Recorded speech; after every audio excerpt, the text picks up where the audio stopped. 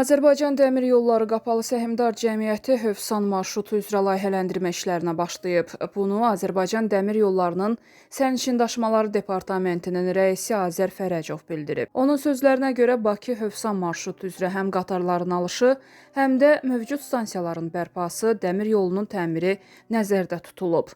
Bu istiqamətdə artıq layihələndirmə işlərinə başlanılıb. Bu marşrut üzrə işlərin 2030-cu ilə kimi bitirilməsi nəzərdə tutulub.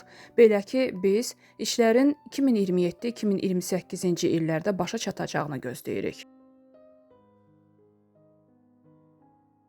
Bakıda qayda pozan təcili tibbi yardım avtomobilinin sərxoş sürücüsü həbs edilib. Bugün Yasamal rayon məhkəməsində təcili tibbi yardım avtomobilinin sürücüsü Mehman Əliyevin barəsində tərtib olunmuş protokola baxılıb. Məhkəmənin qərarı ilə Mehman Əliyev 10 sutka inzibati qaydada həbs edilib.